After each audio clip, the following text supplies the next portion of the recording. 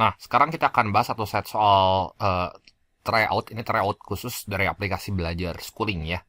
Jadi jelang SNBT ini soal-soal tryout dirancang sedemikian supaya nanti pengerjaan soal SNBT-nya jadi lebih mudah. Ya, mungkin soal ini ya kerasa lebih susah, tapi ya nggak apa-apa ya supaya prepare-nya jadi lebih baik gitu. Langsung aja di sini kita bahas untuk soal yang pertama. Berapakah nilai 4 kali 6? 4 kali 6 dibagi 11 kali 13.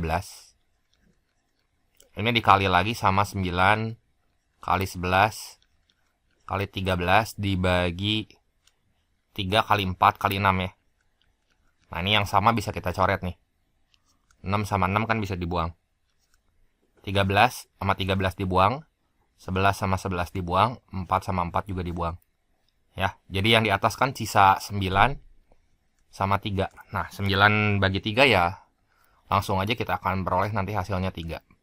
Soal kayak gini harus benar ya, karena pengerjaannya kan ini di bawah 1 menit nih. Jadi jawaban yang tepat di sini yang D. Nah, kita lanjut lagi ke soal berikutnya. Soal yang kedua. Nah, ini untuk semua bilangan bulat X dan Y, ini didefinisikan dua buah operasi ya. Ada kurung siku sama kurung lebih besar, lebih kecil di situ. Nah, definisi operasi pertama ini untuk variabel X, yang kedua variabel Y yang kurung siku. Nah, caranya gimana? Kita kerjain dulu dari yang di dalam. Nih yang ini. Ya, yang minus 4. Nah, itu termasuk kategori yang mana coba? Kurungnya ini jelas. Kurang dari sama lebih dari kan? Terus dia masuk di interval kurang dari minus 2. Ya kan minusnya minus 4, ya enggak? Jadi ini sama dengan min 4 tambah 10. Berapa tuh? 10 kurang 4 aja. 6 ya. Nah, langsung masuk ke operasi kurung siku. Nah, ini 6 itu berapa nilainya? Berarti ini 6. 6 itu termasuk bilangan genap. Ya, bilangan genap. Udah masuk yang operasi Y, terus dia bilangan genap. Kalau bilangan genap, berarti di sini kurung siku lagi. Nah, ini 6 per 2. 6 per 2 itu 3 ya, berarti. 3, terus ditambah 1. Ditambah 1, dikurangi 6. Ini saya tulis dulu aja dari awal ya. 6 per 2. Ini masih dalam operasi ya, dikurangi 6. Ya. Jadi ini kan sama dengan operasi 3 gitu ya. Masih kurung lebih besar lebih kecil. Ini harus kita selesaiin lagi pakai operasi pertama ya. Dikurangi 6. Ya. Nah, yang ini berapa nih? 3 itu termasuk dalam kategori yang ini kan. Min 2 sampai 5 ya. Jadi di sini nilai dari kurung 3 dikurangi 6 itu teh sama dengan 3 dikuadratin aja tuh. 9 dikurangi 3 kali 3 teh 9. Kurangi 1, yang 6-nya mah nggak ada operasi apa-apa. Udah, 9 kurang 9, 0. 0 kurangi 7, minus 7 ya. Nah, udah beres nih minus 7. Jadi terakhir tinggal operasi 5 dikurangi minus 7 gitu ya. Nah, jadi berapa nih? 5 tambah 7 teh berarti 12. Nah, 12 masuk ke dalam kategori yang ini. Yang lebih besar sama dengan 5. Berarti pakai yang ini. Ya. Nah, jadi si 12-nya nanti tinggal kita ganti ke variabel X yang terakhir nih. Yang ini ya. 12 tambah 10. Ya, 22 gitu ya. Ini jawaban akhirnya 22 di sini. Ya, jadi opsi yang tepat di sini yang mana? Yang D ya. Nah, soal yang ketiga, ada berapa banyak pernyataan yang benar mengenai grafik fx sama gx berikut ini. Jadi kita dikasih grafik fx, terus grafik gx. Nah, ini kita lihat ya. Titik perpotongan grafik fx dan gx berada di kuadran 1. Berarti ya di sini buat nyari titik potongnya ya. Samain aja si fx sama gx-nya. Jadi pernyataan 1 teh gini ya. Fx sama dengan GX. Nah, terus jadi ini 8 min 2X sama dengan 3X tambah 8. Nah, ini kan berarti hilang nih. Ya, 8 sama 8 ini hilang. Ini jadi di sini 5X sama dengan 0. 5X sama dengan 0, terus X-nya berarti 0. Masukin aja ke salah satu persamaannya, misalnya persamaan yang GX gitu. Jadi kalau X-nya 0, Y-nya berapa? Y-nya 8 gitu ya. Jadi perpotongannya tadi 0,8. Dia bilang di kuadran 1, bener nggak? Salah ya. Ini mah disumbui ya tuh motong. Bayang nggak, jadi kita punya garis ini ya. 8 min 2X aja. Buat gambar grafiknya gimana tuh? Kalau X-nya 0, Y-nya 8. Ya. Terus kalau Y-nya 0, si X-nya 4. Nah, ini tuh 8 min 2X. Nah, ini ya. Ini Fx. Berarti kalau grafik GX, nah ini kan 8. Ada di sumbu Y nih. Kalau misalnya GX, X-nya 0, Y-nya 8. Tapi kalau Y-nya 0, X-nya berapa tuh? Min 8 per 3 ya. Berarti kayak gini nanti grafiknya. Nah, ini minus 8 per 3, dia motong di sini tuh. Nah, ini visualisasinya ya, nggak usah digambar nanti kalau tes mah, cuman supaya ngerti aja. Ini minus 8 per 3.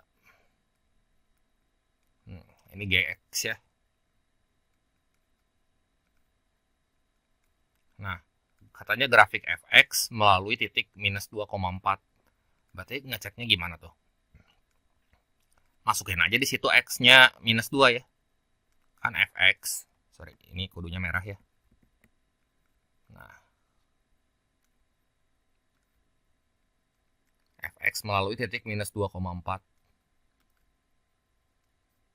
Fx-nya kan sama dengan 8 min 2X. Ya, berarti kalau misalnya X-nya minus 2, jadi ini tuh X-nya minus 2 ya. 8 minus minus 2. Jadi 8 tambah 4 ya. Ini Fx-nya. Berapa tuh?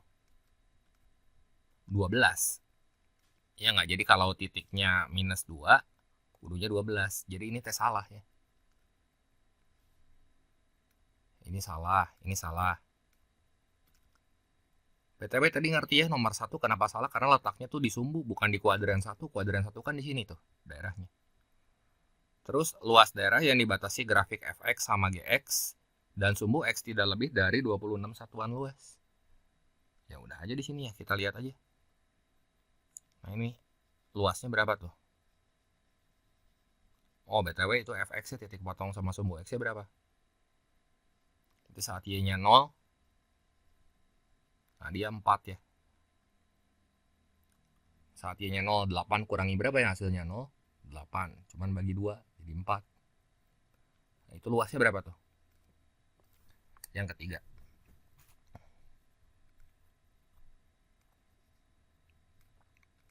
Luasnya setengah kali alas kali tinggi. Nah, alasnya itu jarak dari minus 8 per 3 ke 4.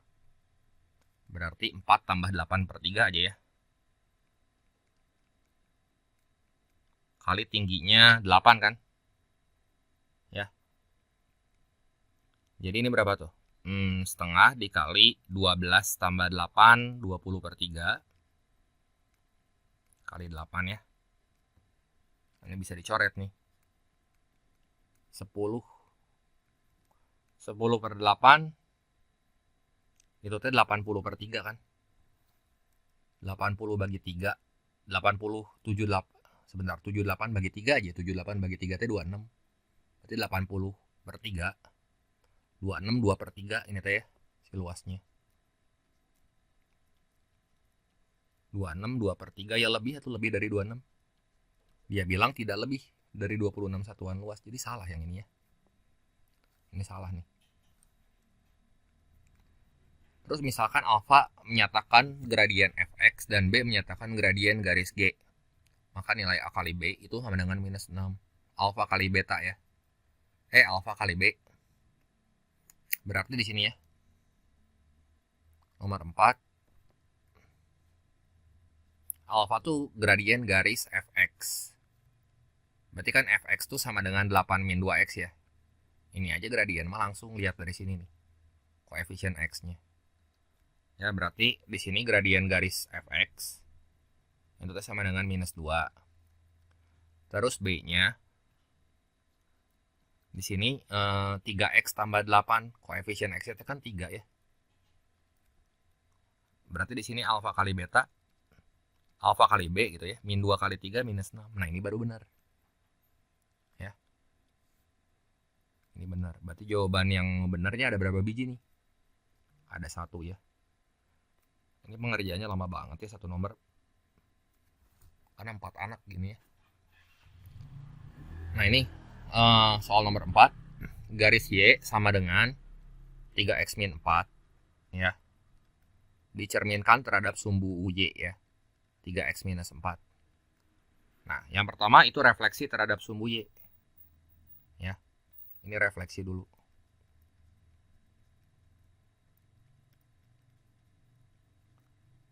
Refleksi terhadap Y ya. Pokoknya kalau refleksi terhadap Y, berarti kan sumbunya tuh yang ini.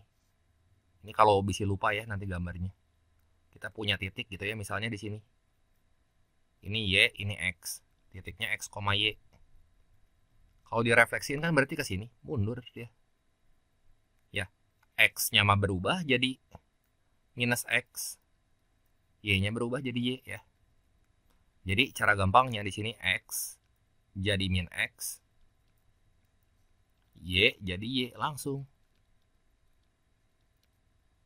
Substitusi ke persamaan fungsi yang ini. Ya, huruf Y-nya mah tetap. Nah, ini jadi Y-nya tetap. Y sama dengan, nah ini minus 3X minus 4. Terus digeser ke kanan.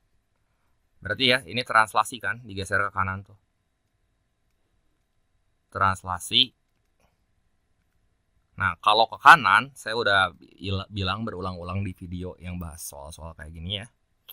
Digeser ke kanan atau ke kiri berarti X-nya yang berubah, si Y-nya tetap. Nah, ini digeser kalau ke kanan 2 satuan, langsung aja X jadi X min 2. Kalau ke kiri baru plus. Y jadi Y gitu ya. Tetap. Pakai fungsi yang mana? Yang udah dicerminin sebelumnya yang ini. Ya. Jadi Y-nya kan tetap nih. Ya, si huruf Y-nya mah tetap nih. Tetap aja kita tulis Y. Jadi Y sama dengan min 3. Nah, si X-nya berubah di sini jadi X min 2 gitu. Kan jadi lebih cepat ngerjainnya ya. Minus 4. Jadi Y sama dengan min 3X tambah 6 kurang 4. Nah, Y-nya berapa tuh? Min 3X tambah 2 berarti kan? Nah, berarti di sini bayangan dari garis Y aksen sama dengan AX aksen plus B. Ya, berarti bayangan akhirnya lah yang ini kan. Nah, berarti yang jadi A-nya itu tuh yang ini. Koefisien X. Ini A. Ini B gitu ya. Ini A. Ini B. Yang ditanya A pangkat B. Berarti min 3 pangkat 2 ya. Nah, ini sama dengan 9. Jadi soal jawaban yang tepat di sini yang E ya. Jelas ya? Nah, soal yang kelima, di sini kita dikasih fungsi ya. Fungsinya gini. F inputnya teh 2 per X. Nah, ini sama dengan X plus 10 dibagi X min 5 ya. Nah, terus kuantitas P diminta inverse-nya, dihitung di minus 5. Jadi kita langsung aja hitung gini kalau inverse mah ya. Berarti ini kan F inverse, tinggal dibalik nih. Ya, yang ini jadi inputnya. Nah, gini kan. Nah, ini harus sama dengan 2 per X gini, biar nggak pusing ya. Nah, jadi di sini kan yang ditanya F inverse. F inverse dari minus 5 kan. Ya, artinya kita kudu nyamain yang ini sama dengan ini gitu. Ya, samain dulu aja nih. Jadi X plus 10 dibagi X min 5 sama dengan min 5. Nah, nanti kali silang ya. Ini kali ini. Jadi X plus 10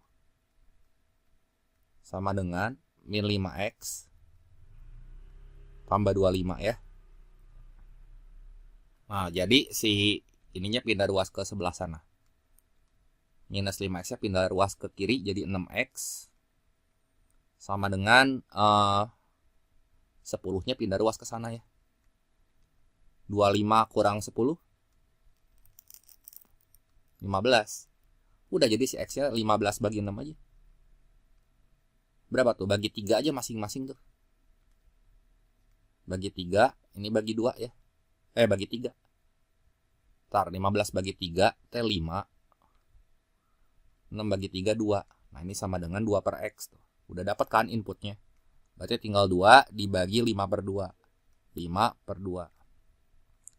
Nah, F inverse dihitung di 5 per 2 itu jadi ya F inverse-nya 2 kali 2 aja, itu T4 per 5 ya. Jadi ini 0,8. Ini teh kuantitas P-nya. Nah, P-nya sama dengan 0,8. Nah, Q-nya sama dengan minus 0,5 ya. Mau nggak mau kuantitas P pasti bakal lebih besar dibanding kuantitas Q. Ya, jadi P lebih dari Q itu jawabannya. Ntar ya.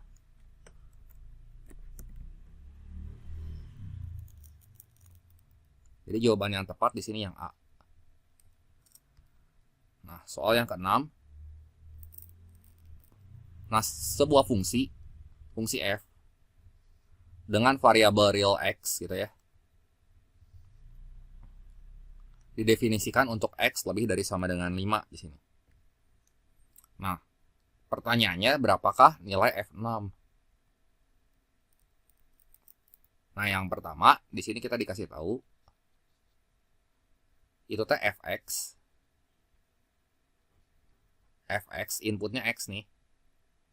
Ya kan? Dan X yang boleh yang memenuhi itu teh X lebih dari 5. Jadi 5 ini teh masuk batas gitu. 5 kemana? 5 ke sebelah kanan. Ini yang dikasih tahu ya. Berarti ke sini semua. 5, 6, 7, 8, 9 dan seterusnya gitu ya. Nah, Fx ini lebih dari sama dengan 3X tambah 8 ya.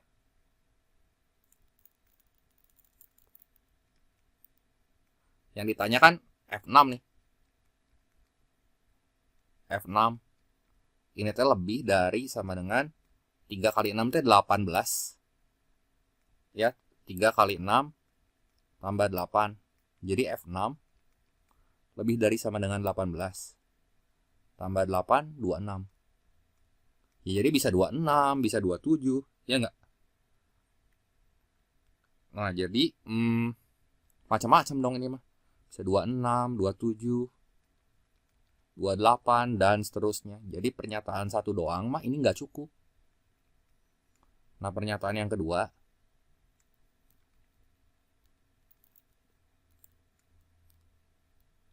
ya, pernyataan kedua di sini diketahui Fx-nya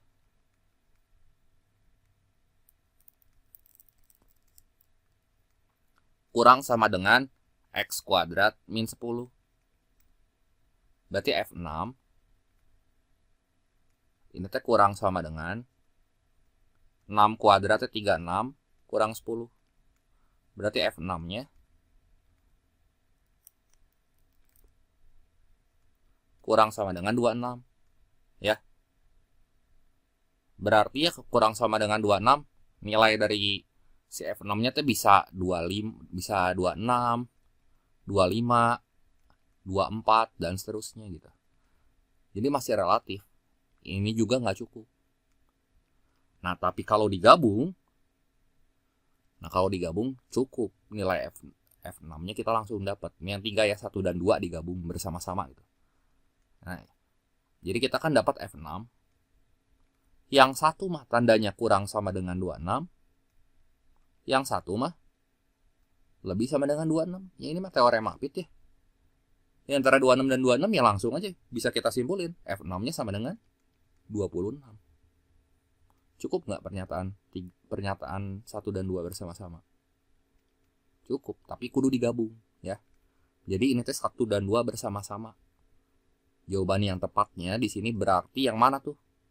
Yang C. 2 pernyataan bersama-sama cukup untuk menjawab pertanyaan, tapi satu pernyataan aja nggak cukup. Jelas ya? Nah, ini teorema Apit kan? Nah, nomor 7. Diketahui ini 3 himpunan ya. Beranggotakan bilangan-bilangan berikut ini, A, B, sama C.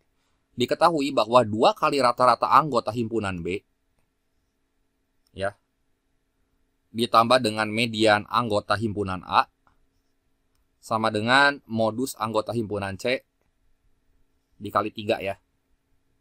Berarti himpunan A dulu ya, ini kita urutin aja dulu. Yang A, ini teh berarti setnya tuh 1. Ini kan belum keurut tuh, 5, 6, 7, 8. Nah, dari sini yang A tuh kita diminta buat nyari median. Median tuh nilai tengahnya. Ya udah, berarti mediannya di sini 6. Yang B biarin aja dulu ya. Yang C urutin aja dulu di sini 3, 5, 6, 6, 7. Modusnya berarti 6 ya. Modusnya kan muncul 2 kali nih, yang paling sering muncul. Nah, ini persamaannya 2 kali rata-rata anggota himpunan B ya. Jadi 2 kali X bar B. Terus ditambah median A. Median yang A sama dengan modus anggotanya, anggota himpunan C gitu ya. 3 kali modus C ya.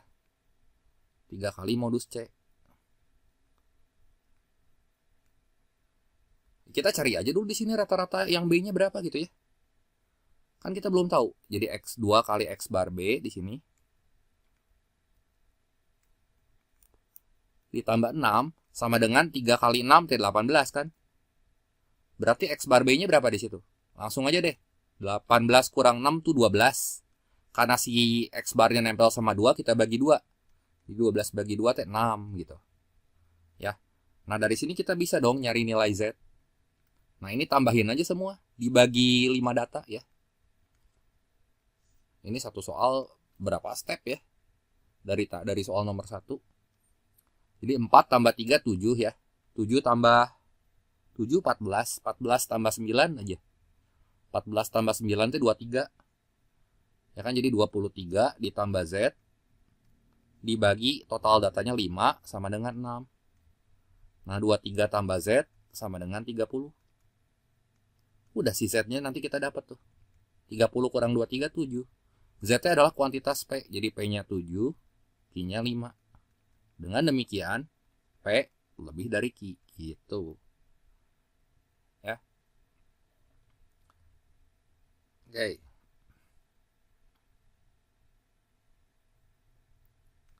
Jadi jawaban yang tepat yang mana tuh? Yang A ya. Kita lanjut lagi ke soal berikutnya. Nah, ini ada mutlak, ada akar lagi ya. Terus soal isian kayak gini ya. Akar dari 6 mutlak X tambah 6 sama dengan akar X kuadrat min 10. Udah pasti akar mah positif ya. Tinggal kita samain aja nih yang bentuk fungsi di dalamnya. Jadi 6 kali mutlak X gitu ya. Tambah 6. Ini teh sama dengan X kuadrat min 10.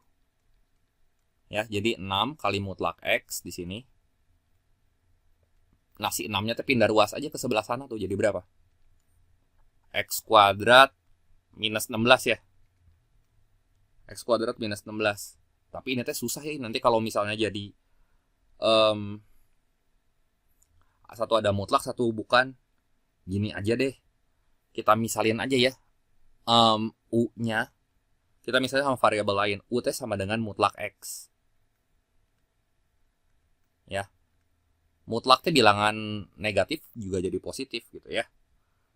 Nah, jadi kalau misalnya X pangkat 2, itu teh sama aja kayak U kuadrat kan, bilangan negatif dikuadratin kan positif gitu ya. Jadi kita bisa tulis variabelnya jadi gini. 6U sama dengan, nanti si X kuadrat yang ini kita ganti sama U kuadrat gitu. U kuadrat kurangi 16. Biar gampang. Ya, jadi U kuadrat minus 6U minus U kuadrat minus 6U minus 16 sama dengan 0. Nah, faktorin deh. Berapa nih? U minus U minus 8 U plus 2 ya kalau difaktorin sama dengan 0. Nah, lihat gerak pembuat nolnya masing-masing. Ya, pembuat nolnya. Yang ini mah U sama dengan minus 2. Yang ini mah U sama dengan 8. Tinggal ditutup kan, lawan dari minus 8 mah 8. Lawan dari 2 mah minus 2. Ini mah jelas gak mungkin. Kenapa? Karena mutlak itu teh pasti positif gitu. Jadi yang mungkin itu teh U sama dengan 8. Jadi mutlak X di sini sama dengan 8. Berapa aja mutlak nilai mutlak yang menghasilkan 8? Ya X-nya tinggal plus atau minus 8. Anggap aja X1-nya 8, X2-nya 8. Jadi X1 kali X2 yang ditanya di sini. Dan dimutlakin juga. Itu kan 8 kali minus 8 tuh. Itu teh minus 64. Cuman karena dimutlakin, ya hasilnya jadi 64 gitu, ya. Jadi jawaban yang tepat di sini 64. Nah, soal nomor 9, diketahui sistem persamaan berikut ini. Kita dikasih sistem persamaan X min 2 per 3 ditambah 2Y plus 1 per 5. Ini sama dengan 3 ya. Berarti kita kaliin aja sama KPK-nya tuh, si penyebutnya. Ya, kita kali berapa nih? Kali 15 aja ya. Berarti yang kiri ini kita kali 5. Ini juga kali 5. Ini kali 3, ini kali 3 gitu. Ini ya. Jadi 5 kali X itu teh 5X. Minus 5 kali 2, 10. Plus 6Y plus 3 sama dengan 45. Jadi ini teh 5X tambah 6Y. Min 10 tambah 3 teh kan min 7. Kalau pindah ruas ke kanan aja jadi berapa tuh? Jadi 52 ya. Terus yang bawah nih. Yang bawahnya kita beresin. X min Y per 4 ditambah Y plus 2 per 3 sama dengan 4. Nah, ini kita kali sama KPK-nya. Berarti ini kita kali sama 12 ya. Jadi gimana tuh? Ini kali 3, ini kali 3 gitu ya. Ini kali 4, ini kali 4. Jadi 3 kali X itu 3X minus 3Y ditambah 4Y tambah 8 sama dengan 48. Ini kan? Jadi 3X minus 3Y tambah 4Y ini jadi berapa tuh? Jadi plus Y ya, sama dengan 40. Nah, yang ditanya di soal itu teh X plus 5 per 2Y. Kelihatannya mah kayak yang susah, tapi kita teh kudu nemuin polanya gimana gitu. Jadi biar nggak usah dieliminasi. Ya, ini bengkok sih garisnya. Nah, kita kudu nemuin polanya. Kita samain penyebut dulu, Cik ya. Kalau disamain penyebutnya kan itu tuh jadi 2X ditambah 5Y per 2, iya nggak? Si soalnya ya. Nah, gimana caranya kita dapat 2X plus 5Y dari persamaan ini? Sok dipikirin gimana. Supaya dapat 2X aja. Ya tinggal dikurangin kan. Tapi kita kudu ngeh, jadi jangan dieliminasi. Nah, 5X tambah 6Y sama dengan 52. Terus 3X ditambah Y sama dengan 40. Nah, ini kita lihat, kita kurangin gerak ini. 5x kurang 3x teh kan 2x. Terus tambah 5y. Ini sama dengan 12. Langsung dapat kan yang ininya ya. Tuh. 2x plus 5y. Jadi ini langsung kita ganti 12 aja. Jadi 12 dibagi 2 hasilnya berapa? 6 ya. Jadi jawaban yang tepat di sini yang A ya. Soal yang ke-10, jika diketahui ini sudut A itu di antara 0 sampai 90 derajat, berarti ini tuh kuadran 1. Terus kosekan teh sama aja kayak 1/sin gitu ya. Jadi 1/sin A itu teh sama dengan 4. Ya. Berarti di sini sin A-nya berapa? Ya 1/4 kan, tinggal dibalik aja tuh. Dari sini kita bikin segitiga siku-siku lah. Nah, misalnya ini sudut A.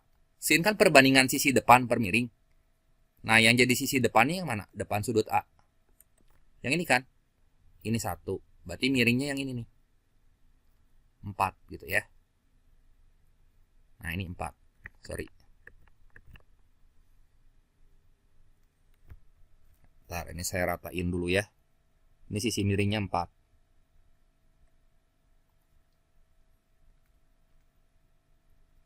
Berarti ini akar 16 kurang 1, akar 15 aja langsung. Jadi di sini kan kita butuh kotangen, tan, sin, sama cos. Oke, cos A-nya berapa tuh? Cos dulu. Samping per miring kan? Sampingnya akar 15, miringnya 4. Oke, akar 15 per 4. Tan A-nya berapa? 1 per akar 15 kan? Terus kotangen tinggal dibalik tuh. Kotangen A sama dengan akar 15 per 1. Akar 15. Terus dia minta kotangen A ditambah tan A. Ya, ini dikali sin A kali cos A gitu ya. Kotangen A berapa tuh? Akar 15 ditambah tan A itu 1 per akar 15. Terus sin A 1/4. Cos A ini akar 15 per 4 gitu ya. Udah, ini kaliin aja nih pelan-pelan. Akar 15 dikali akar 15 berarti 15 ya. Bawahnya teh berarti per 16. Ditambah ini akar 15 sama akar 15 ini nanti kecoret. Berarti tambah 1 per 16. Jadi sama dengan 16 per 16 ya 1 ya. Di sini. Sebenarnya nggak perlu kayak gini sih. Ini juga saya punya alternatif lain. Bisa aja disederhanain. Yang ini ya. Lihat gerak ya. Si kotangen plus tan ini bisa kita bikin jadi gini nih. Kotangen teh kan cos per sin ya. Ini cara kedua, cos A per sin A. Ditambah sin A per cos A.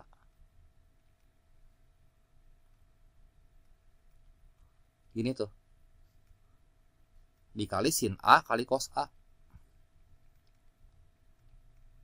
Nah, samain penyebut aja gerak yang ini. Ini cara kedua ya. Jadi sin A kali cos A. Nah, yang ini kan jadi supaya sama penyebutnya ya. Berarti ini yang bagian ini kita kali cos.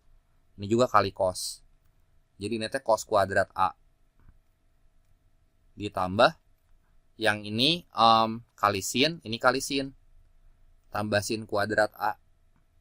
Yang mana kita tahu bagian pembilang tuh yang atasnya itu teh kan sama dengan identitas. Nilainya 1, ya nggak? Identitas trigono tuh. Ini sin A kali cos A. Ini mah dua cara aja. Ini sin A sama cos A-nya bisa kita buang.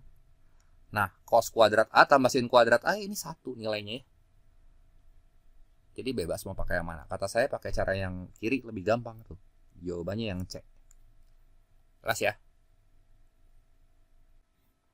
Nah, soal yang ke-11, misalkan P di sini adalah nilai dari ekspresi 75 kuadrat min 45 kuadrat ya. Jadi P-nya di sini itu teh bentuk A kuadrat min B kuadrat.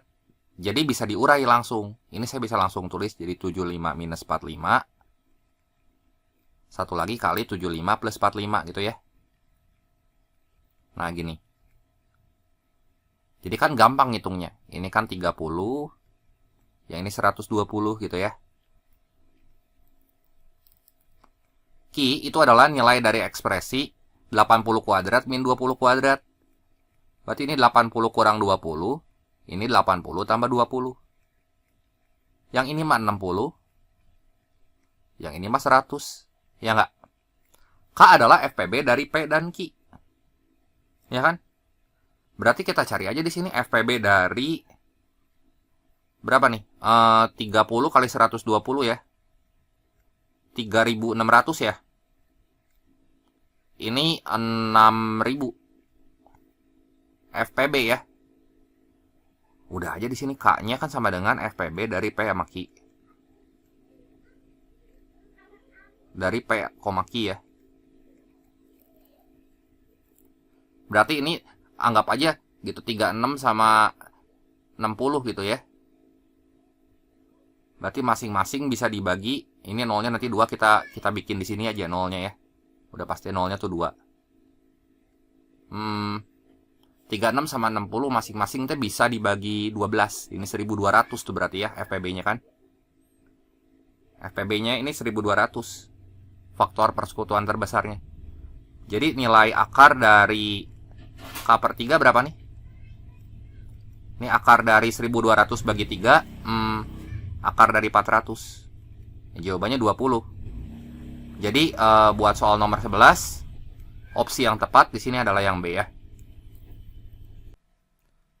Nah, soal yang ke-12 diketahui bahwa fx ini adalah x kuadrat min 3 gitu ya. Gx ini x min 3x pangkat 3 gitu.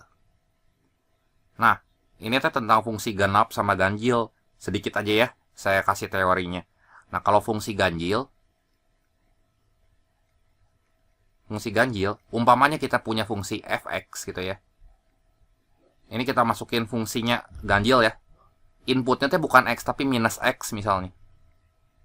Nah, nanti si fungsinya teh bakal jadi minus dari fx.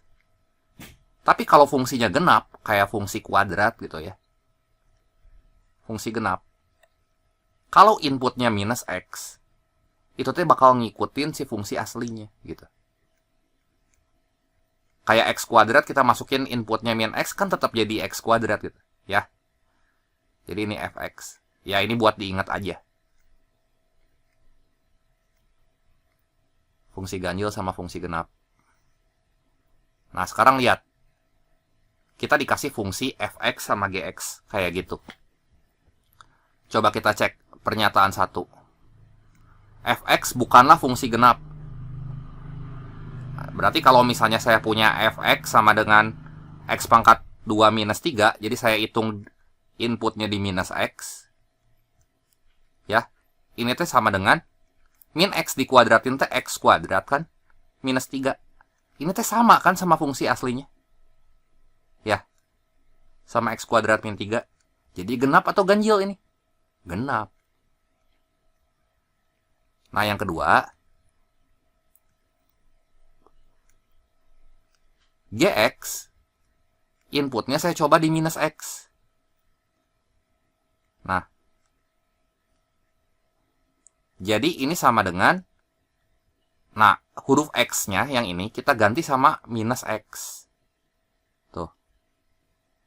Jadi minus x minus 3x pangkat 3 kan, karena x pangkat 3 di, kalau inputnya minus ya dia jadi minus gitu.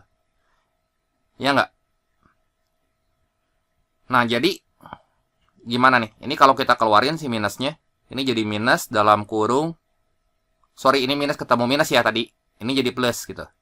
Minus dari x minus 3x pangkat 3, yang mana x minus x pangkat 3, x minus 3x pangkat 3, ini teh kan sama kayak gx. Jadi kalau dia hasilnya minus gitu ya, minus dari fungsinya, jadi di sini teh karena g min x sama dengan minus gx gitu, kita simpulkan si fungsi Gx ini adalah fungsi ganjil gitu. Ya. Jadi 1 benar. 2 benar. Nah, yang 3. Coba AX sama dengan FX sama dengan GX itu adalah fungsi ganjil. AX sama dengan FX sama dengan GX adalah fungsi ganjil. 1 bener teh 3 pasti bener. Maksudnya mah gini meren ya. Ini kayaknya si soalnya juga rada typo. Ya, ini kayaknya mah AX sama dengan FX dikali GX gitu. Jadi saya ubah aja. Jadi A sama dengan F kali G. Ya, jadi kalau misalnya genap dikali ganjil gimana? Genap kali ganjil. Ya ganjil kan? Karena 1 benar si 3 teh pasti benar. Nah, yang keempat itu G dibagi F itu fungsi ganjil. Benar atau salah tuh? Tinggal itu kan penentunya. Berarti B sama dengan G dibagi F. G teh berarti fungsi ganjil kan? Ganjil bagi genap. Misalin aja angka ganjil berapa tuh? Itu teh minus ya, misal ganjil dibagi genap. Ya nanti kalau fungsi ganjil dibagi genap teh hasilnya kan pasti koma gitu ya. Nggak bulat gitu, ada sisanya. Ya jadi nanti kalau kita masukin inputnya itu teh bakal jadi minus F minus X sama dengan minus Fx bakal ngikutin sifat fungsi ganjil. Berarti ini teh ganjil juga nih. Berarti bener semua tuh yang ini ya. Sok aja cobain kalau nggak percaya X pangkat 3 gitu ya dibagi X pangkat 2. Yang gampang aja. Sebagai contoh. X pangkat 3 kan fungsi ganjil. Dibagi X pangkat 2. Jadinya X kan. Nah X teh fungsi ganjil gitu. Karena F min X sama dengan min Fx. Ngerti nggak? Ya. Jadi ini bener nih. Jadi pernyataan yang tepat yang E nih 1, 2, 3, 4. Nah soal yang ke-13 ini katanya sebuah pentagon ABCDE terletak pada sebuah bidang koordinat kartesius ya. Ini koordinat-koordinatnya diketahui B sama C. Kalau A, D sama E ini belum dikasih tahu ya. Terdapat pula garis putus-putus ini X sama dengan 9 yang melewati titik A. Jadi kita gambar aja dulu ya di sini ya. Ini saya gambar sih koordinatnya biar bangun datarnya saya gambar ulang aja supaya lebih enak. Nah ini kan berarti pentagon teh terdiri dari 2 persegi panjang ya. 2 persegi panjang, 1 persegi panjang dan 1 segitiga gitu ya. Nah ini saya gambar dulu. Nah ini berarti kan kayak gini nih. Bentar, ini segitiga. Pentagonnya simetris katanya. Nah ini saya gambar sini ya, naikin ke atas. Nah, ini saya copy, saya rotate aja ya. Nah ini kayak gini ya. Nah ini si pentagonnya. Nah terus udah gitu di sini teh ada garis X sama dengan 9. Nih yang abu-abu tuh. Ini teh pas lewat puncaknya. Nah ini saya geser dikit sini deh. Ini X, ini Y gitu ya. Nah koordinat yang udah dikasih tahu teh B. B teh berarti 4,5. Artinya si X-nya teh 4, Y-nya mah 5 gitu. Ini gini kan. Nah terus di sini luasnya itu adalah 90 satuan luas. Ya. Apa aja ini kasih tahu nih. Luas. Terus yang ini nih, koordinat titik yang bawah. Koordinat titik ini teh 4, minus 2. Berarti X-nya 4, Y-nya teh minus 2 di sini. Ya. Nah, ini teh baru koordinat titik C, B. Nah, ini teh X sama dengan 9, artinya ini kan 9. Terus kalau simetris, jarak dari sini ke sini, itu teh 5 satuan. 4 ke 9 teh 5 satuan. Berarti ini juga kudu 5 satuan atuh. Ya, koordinat ini. 9 tambah 5 aja. Sini kan 14. Ya. Berarti koordinat titik D, ini mah gampang. Koordinat titik D. X-nya 14. Ya, jadi koordinat titik D itu di sini X-nya 14, si Y-nya minus 2. Nah, terus udah gitu koordinat titik E. Nah, koordinat titik E.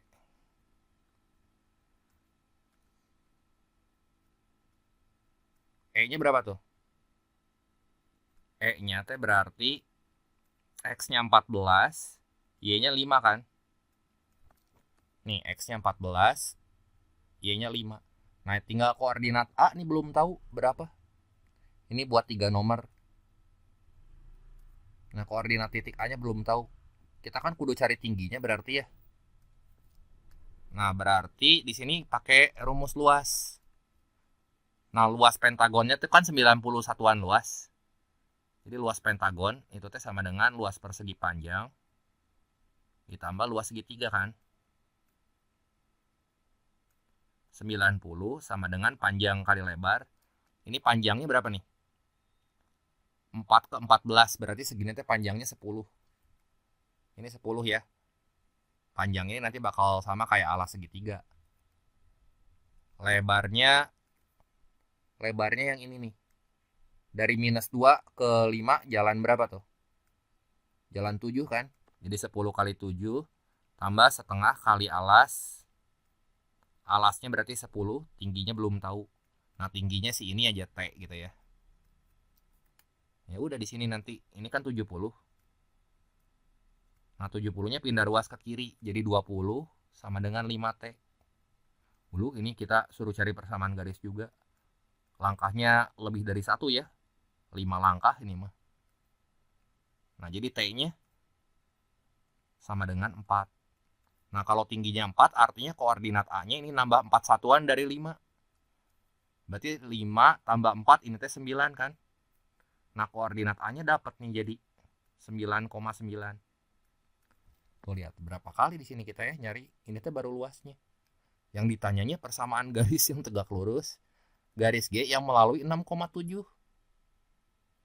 Persamaan garis yang melewati titik A, D. Ya, berarti itu tadi langkah pertama ya, kita tentuin koordinatnya dulu. Nih ya. Terus ini langkah kedua. Langkah ketiga berarti kita kudu cari nih garis G. Garis G yang melewati titik A sama titik D. Ya, ini saya copy dulu aja gambar ini ya. A sama D itu berarti yang ini kan. Set tuh. Nah, persamaan garis yang tegak lurus garis ini. Nah, cari dulu lah gradiennya ini berapa tuh. Yang tegak lurus lagi gradiennya. Berarti langkah ketiga cari gradien. Titik A itu kan tadi 9,9. Titik D-nya 14, minus 2. Gradien mah tinggal delta Y bagi delta X. Ya.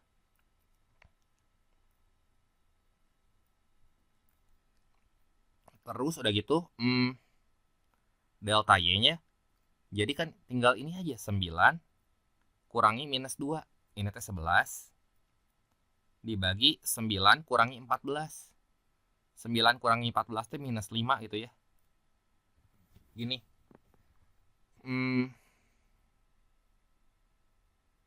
Jadi ini gimana nih?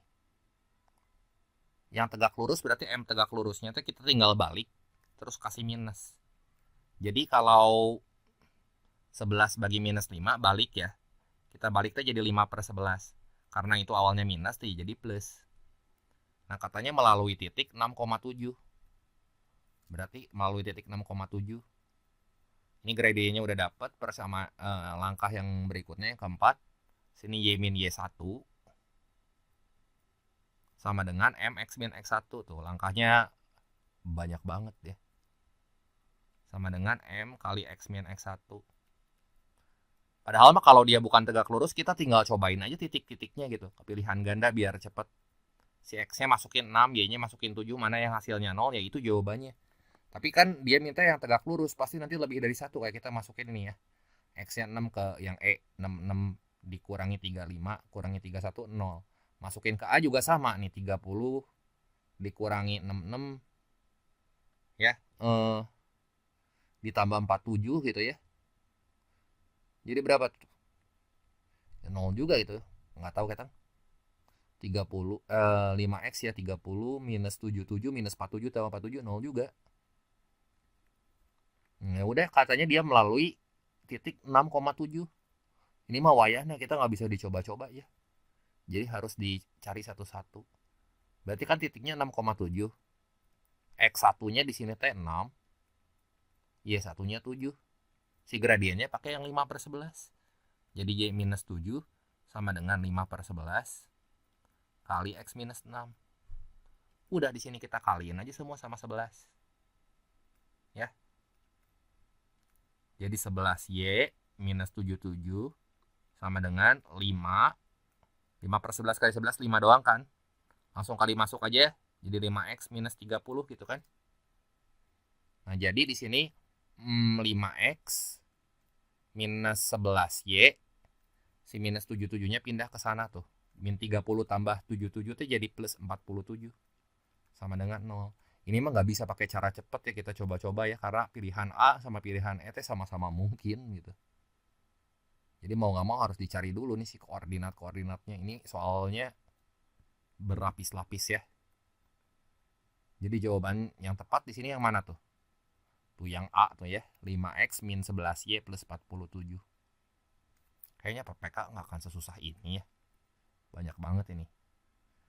Nah terus soal nomor 14 ini masih saya copy paste ya. Di sini diketahui bahwa luas segitiga yang dihubungkan oleh A, D sama E berarti itu segitiga yang mana nih? Yang ini kan. Ini saya kasih warna dulu ya. Nah, segitiga yang ini itu teh punya luas L. Nah, luasnya L katanya.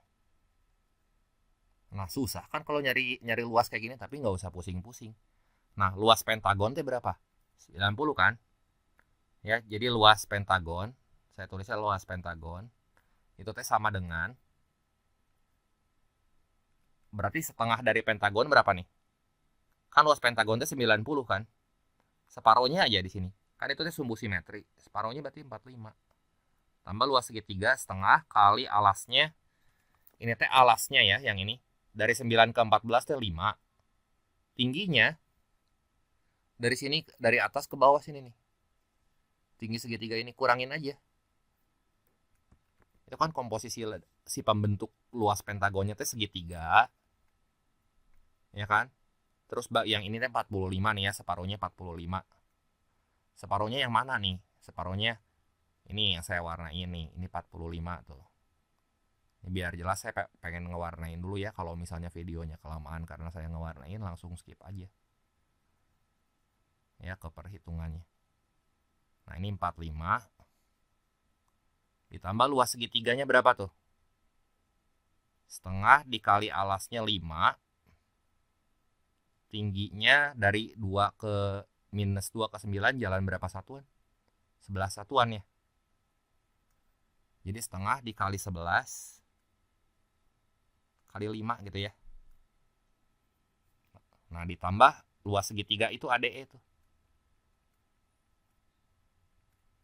Nah, berarti ini kan 90 sama dengan 45 ditambah berapa nih ya? Ini teh 11. Ntar, titik-titik A, D, E. Ntar ya, ini saya hitung dulu.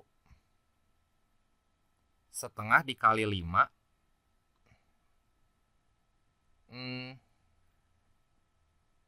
Dikali dari minus 2 ke 9, 11.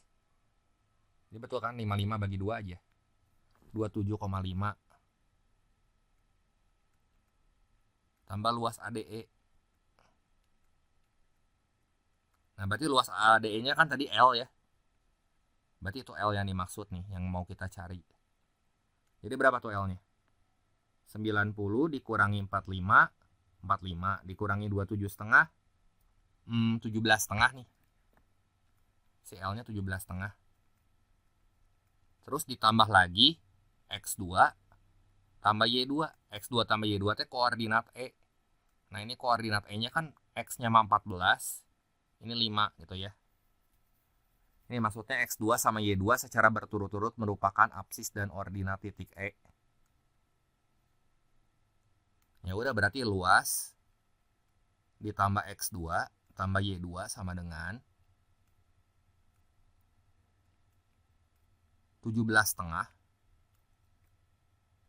Berarti 17,5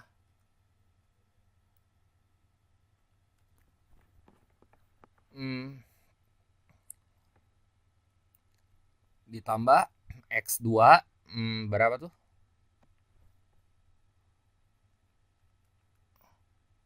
14 tambah 5. Nah, berarti 31,5 tambah 5, 36,5. Jawabannya yang mana tuh? Nah, yang B ya. Nah, ini miring. Kotaknya miring ya. Jadi jawaban yang tepat di sini tuh yang B ya. Nah, lanjut lagi ke soal berikutnya. Nah, selanjutnya dibuat prisma dengan alas pentagon ABCDE dengan tinggi 5 satuan. Jika luas permukaan prisma dinyatakan sebagai P plus Q akar R satuan luas, di mana Q dan R adalah bilangan relatif prima. Berarti alasnya kayak gitu aja ya. Nih, saya hapus dulu. Alasnya teh si pentagon yang ini. Ya. Berarti kalau luas permukaan teh kayak gini, luas permukaan prisma kudu ingat ya. Itu teh sama dengan 2 kali luas alas. Luas alas tambah keliling alas kali tinggi gitu ya.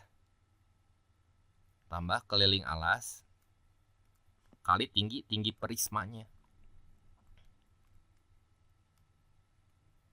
Ya. Bentar.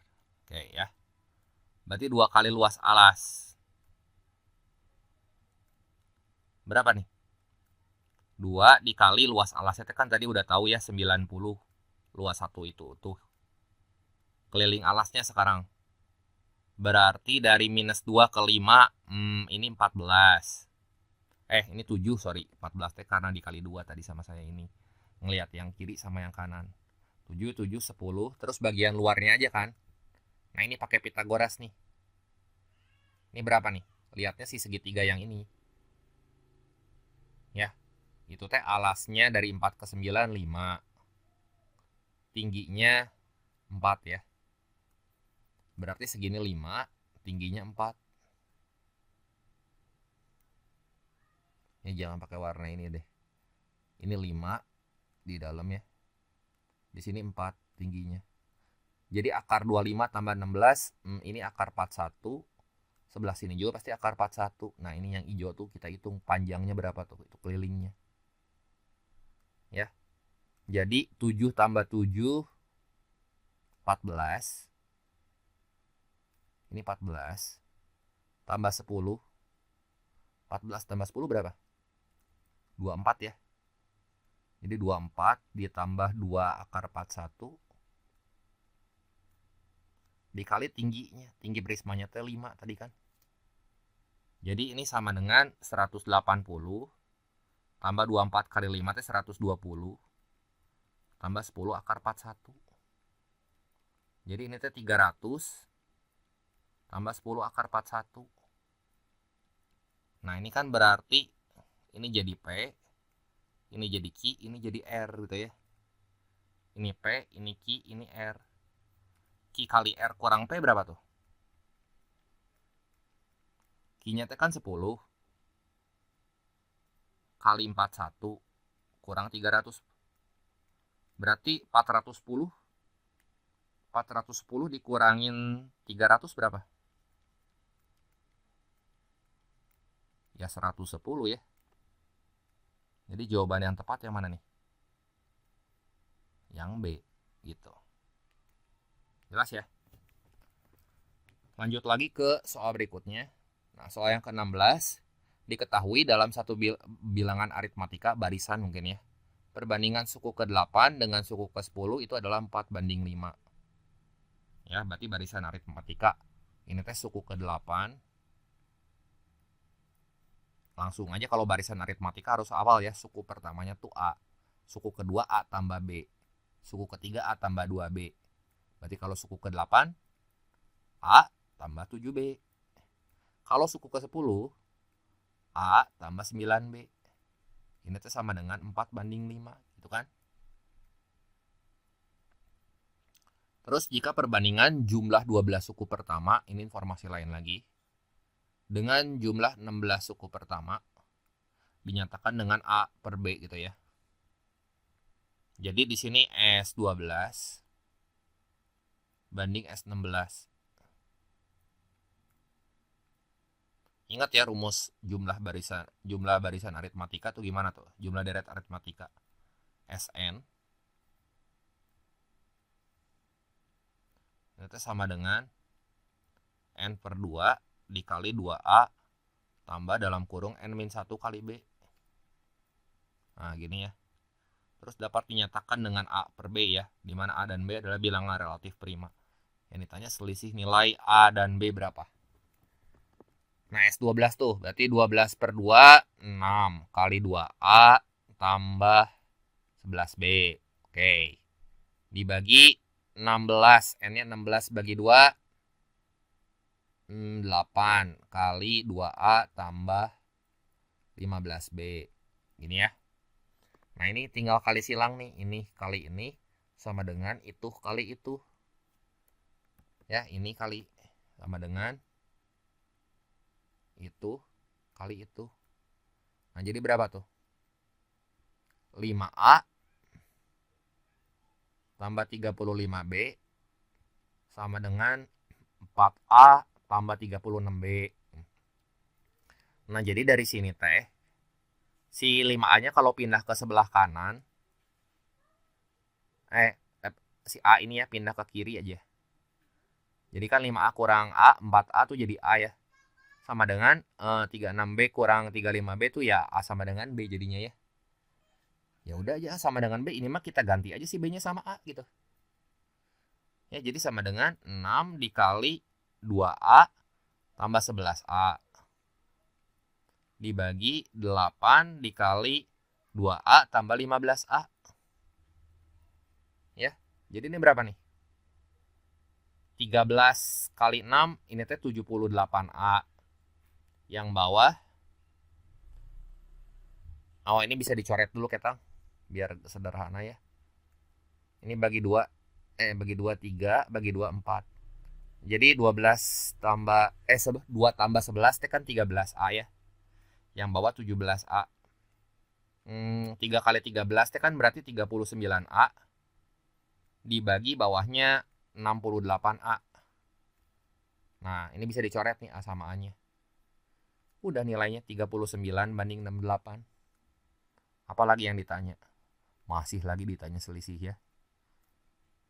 Ini yang bikin TO-nya mungkin kurang dipikir dulu soalnya terlalu susah. Coba suruh ngerjain 20 menit. Kira-kira dia bisa ngerjain berapa nomor? Jadi ini sama dengan 39 bagi 68. Selisih nilai A dan B ya udah aja yang besar kurangin yang kecil ya. 68 kurangi 39 berarti 29 kan selisihnya. Ya nggak sih? 30, 59, 68 cocok ya. Jadi jawaban yang tepat di sini yang D. Nah, kita lanjut lagi ke soal berikutnya. Soal yang ke-17. Nah, satu barisan aritmatika nih katanya. A1, A2. Ini A1, A2 dan seterusnya. Itu merupakan atau memiliki suku-suku bilangan bulat. Ya, ini berarti bilangan bulat. Nah, berapakah nilai dari suku ke-8? Nah, nilai dari suku ke-8, ya suku ke-8 kan berarti kayak tadi ya barisan aritmatika. U8. Berarti di sini ya sama dengan A tambah 7B kan ya. A tambah 7B. Ya, ini jangan pakai A, pakai U aja gitu sukunya ya, harusnya. Nah, coba putuskan dengan pernyataan-pernyataan ini bisa nggak kita jawab pertanyaan tersebut. Coba pernyataan nomor 1 ya. Jumlah dari suku kedua dan suku ke-10 adalah 40. Berarti A2 ditambah A10 ya. Kagok lah, ini mah kagok pakai A ya, saya pakai A aja ya. Jadi suku kedua itu berarti A tambah B kan. Suku ke-10 A tambah 9B. Nah ini katanya sama dengan 40, berarti ini sama dengan 40. Berarti ini 2A ditambah 10B sama dengan 40. Bisa nggak nentuin nilai A plus B? Nggak bisa ya di sini, karena kan bukan kelipatan. Terus juga di sini kita nggak punya persamaan satu lagi, ya.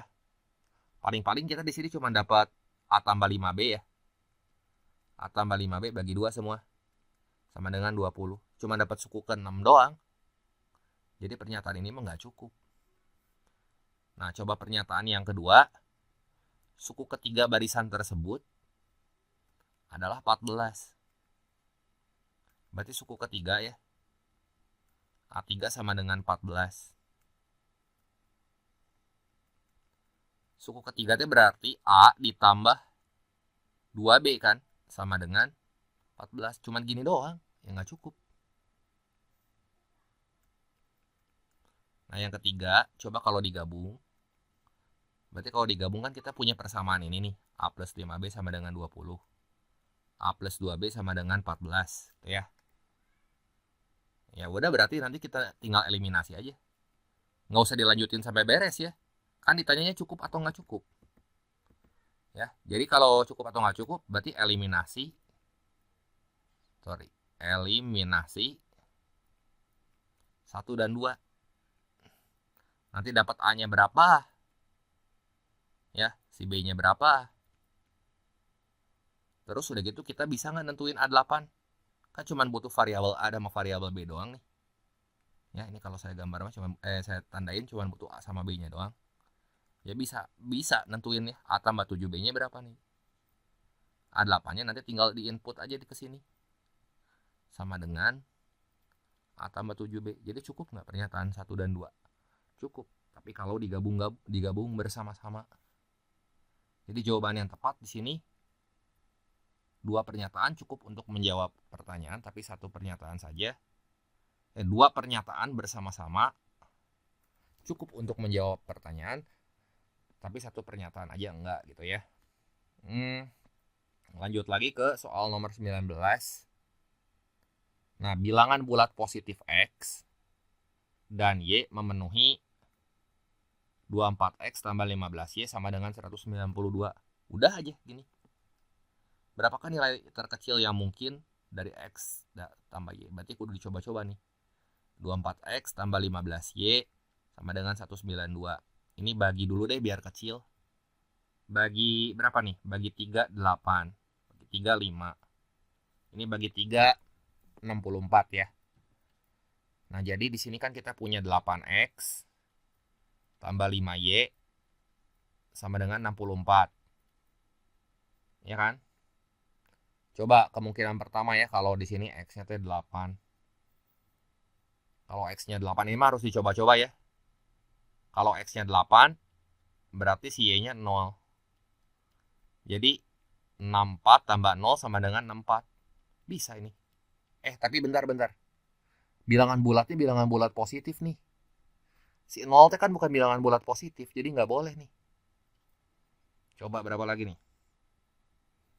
Tebak-tebak aja coba. Kalau ininya 3, 24, berarti ininya 8. Bisa kan?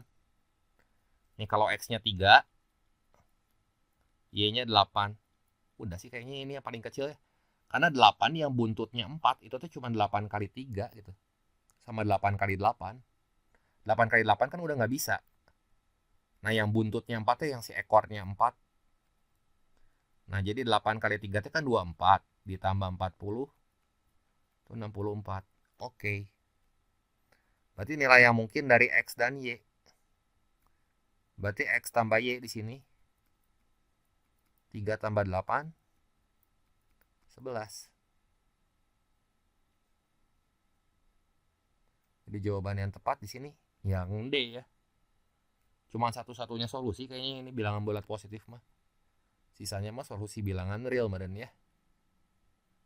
Bilangan bulat positif cuma 3 sama 8 aja pairnya. Dicoba-coba aja ini mah. Nah, soal yang ke-19, Anggi katanya dia punya 8 bilangan bulat terbesar. Ya. Ke-8 bilangan tersebut itu teh punya rata-rata, median, modus, dan jangkauan yang sama. Bentar, ya ini saya tandain dulu. Ke-8 bilangan tersebut punya rata-rata, median, modus, sama jangkauan yang sama. Berarti 12. Yang ditanya bilangan terbesar yang mungkin. Ya bilangannya teh ada 8 biji, berarti gini aja ya. Misalnya A tambah B tambah C tambah D tambah E tambah F tambah G tambah H. Ini kan 8 ya. Kalau dibagi 8, ini tuh rata-ratanya sama dengan 12. Oke, berarti ya yang pertama, yang paling gampang dulu aja di sini. Median tuh nilai tengah. Nilai tengah tuh berarti dipotong di sini nih. 4 data di kiri, 4 data di kanan. Supaya mediannya 12 ya, saya isi ini sama 12 aja. Ini 12, ini 12. Nah, terus modusnya dan jangkauannya sama. Ya. Berarti D sama E mah udah jelas 12. Oke. Supaya dia bisa jadi modus, si F sama G-nya kita bikin aja jadi 12 sama 12 gini. Ya, ini kita bikin, ini jadi 12 sama 8 sama 12. Tapi bisa juga 13 sama 14 ya. Batasannya gimana sih ini? Itu teh berarti gini ya. Ini supaya jadi modus aja.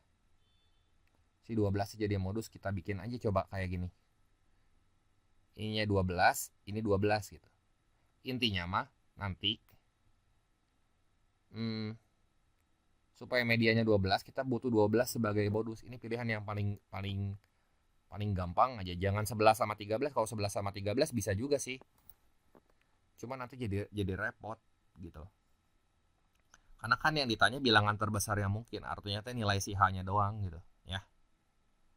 Ini teh kalau ditotalin harus 96 katanya. Gitu ya. Jadi gimana ya? Katanya di sini jangkauan ya. Jangkauannya H dikurang A teh sama dengan 12 juga. Ngerti nggak totalnya kenapa 8? Totalnya 8 teh karena rata-ratanya 12. Ya kan? H kurang A sama dengan 12. Oke. Terus ini saya nggak tahu tuh yang ini berapa datanya. Supaya nilai H terbesar ya. Nah, supaya nilai H-nya terbesar, berarti di sini kita teh kudu bikin yang ini tuh sekecil mungkin gitu, nilai ini. Ya, ini sekecil mungkin si A-nya. Sekecil mungkin. Jadi gimana ya? Coba sebentar. Ini saya mikir dulu. Jadi di sini A-nya kita ganti aja deh. Jadi A-nya sama dengan H dikurang 12. Ya kan? Jadi di sini ya A-nya saya ganti sama H kurang 12. Jadi saya tulisnya gini. H kurang 12 ditambah yang belum tuh berarti B sama C ya. B plus C aja. Terus ini 12 kali 4. 12 kali 4 48 kan? Tambah H sama dengan 96. Jadi variabelnya kita buat sesedikit mungkin sini. Ya. Nah, jadi H tambah H berapa? 2H ya. Ini 2H. Terus gimana lagi nih?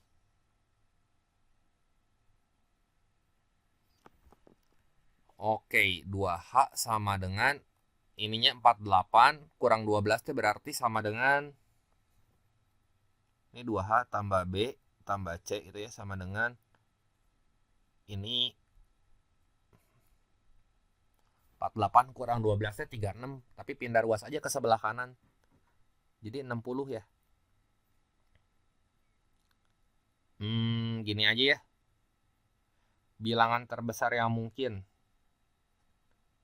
Waduh, ini kemungkinannya lumayan. B sama C. Terus si urutannya teh harus naik lagi ya. Si C kudu lebih besar dari B. Oke, berarti di sini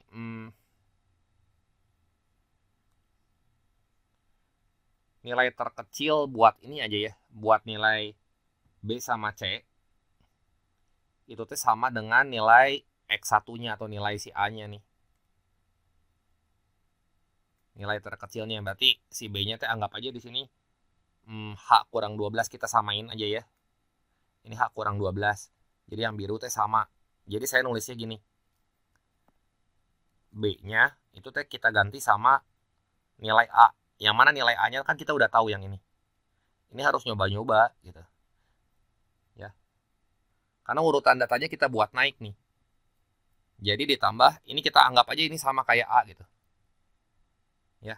Dua data ini sama kayak A gitu. Jadi ini yang ini A, yang ini A. Jadi 2H minus 12 tambah H minus 12 tambah H minus 12. Ini sama dengan 60. Nah, jadi berapa nih? 2H tambah H tambah H 4H kan, minus 24 sama dengan 60. Jadi 4H sama dengan 84. Udah nih H-nya dapat. H-nya berapa nih? H-nya 21. Berarti A-nya teh 21 kurang 12 9. Jadi nanti kombinasi data yang kita punya teh gini. Ini teh 9. Ya. Berarti yang ini kita anggap 9, ini kita anggap 9. Ya, bener kan? Itu teh 12 jadi modus. Terus kalau dijumlah harus 96. Berarti ini 27 ditambah 48. 27 tambah 48 itu 75. Berarti si H-nya harus 21 kan? Nah, nilai terbesar teh di sini nilai H. Ya udah aja di sini nilai bilangan terbesar yang mungkin dimiliki. Hanya 21. Supaya hasilnya cocok jadi 96. Ini kan kalau kita tambahin semua 96 nih. Iya kan? Ini tuh jadi 27 tambah 48, 75. Sama 21. Dia memenuhi rata-ratanya 12. Mediannya 12. Modus dan jangkauannya.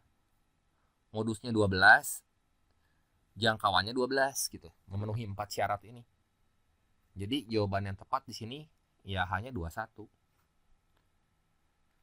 Lagi ke soal berikutnya. Nah, soal yang ke-20 ya. 5 buah bola diberi angka 2, 3, 6, 8 sama 9. Kemudian diambil 2 bola secara acak dan berurutan tanpa pengembalian. Tentukan di antara pernyataan-pernyataan berikut mana yang punya peluang lebih dari 2/10. Ya udah aja di sini kan 2 bola secara acak. Ada berapa banyak sih caranya? Saya tulis dulu ya, banyak cara. Banyak caranya tuh kan itu ada 5 bola tuh. Udah diambil 1 ya sisa 4 kan. 20. Ya udah deh daftarin aja ya, ini ada KPK FPB bilangan ganjil satu-satu dibanding kita nanti nebak-nebak malah salah. Kalau didaftarin jadi jelas, dan 20 kan sedikit ya. Jadi yang buntut depannya 2 dulu deh. 2 sama 3, terus berapa lagi nih? 2 sama 6, 2 sama 8, 2 sama 9. Saya mah mau didaftarin aja, kalau teman-teman udah kepikir ya lebih bagus gitu ya. Cuman saya supaya lebih kebayang aja gitu. Ini 32, 36, 38, berapa lagi nih? 3 sama 9. Terus 6 sama 2, 6 sama 3, 6 sama 8, 6 sama 9. Terus 9 sama 2, 9 sama 3, 9 sama 6, 9 sama 8. 8-nya belum ya. Yang buntut depannya 8. Tar, sini ya. Berapa tuh? 8 sama 2. 8, 3. 8 sama 6. 8 sama 9. Yang punya FPB 1 berarti yang nggak saling berkelipatan. Mana aja nih? Pas kan 20 cara tuh ya. Nah ini 23. Ini beda sama 32 ya. Karena bola pertama yang keambil 2. Bola yang kedua keambilnya 3. Kalau yang kedua bola pertama yang keambil tuh angka 3. Nah terus bola kedua yang keambilnya angka 2. Nah, ini 1, 2. Terus mana lagi ya? Ini 3 gitu ya. Yang nggak saling berkelipatan. Terus 3 sama 8. Udah ya, kalau 6 kan ada kelipatannya 2. Nah ini 83 teh kebalikannya. Terus 89 nggak ada nih ya. 98 sama 92. Berapa totalnya nih? 1, 2, 3, 4, 5, 6, 7, 8. Jadi yang nomor 1 FPB-nya 1 teh peluangnya 8 dari 20. Berarti 0,4 kan lebih dari 0,2. Ya, sorry ini nulis lebihnya kayak gini ya. 0,4 kan lebih dari 0,2. Ya udah aja. 1 benar, 3 pasti benar. Cek aja 4 nih. Yang FPB-nya 2 mana aja nih? Di kelipatan 2 di sini nih. 1, 2. Nah, di sini 3, 4. Bilangan genap aja. Pasangan bilangan genap 5, 6. Ada lagi nggak? Nggak ada ya. 6. Jadi totalnya ada berapa biji tuh? Ntar, saya cek lagi bisa ada ya. Ini 6 kemungkinan ya peluangnya. Jadi 6 dari 20. 0,3. Tetap lebih dari 0,2 nih. 4 benar. 1 benar. 3 benar, 4 benar. Berarti ya udah pasti yang E jawabannya ya. Kan 4-nya ke bawah. 2 nggak usah dicek lagi, pasti betul. Jelas ya?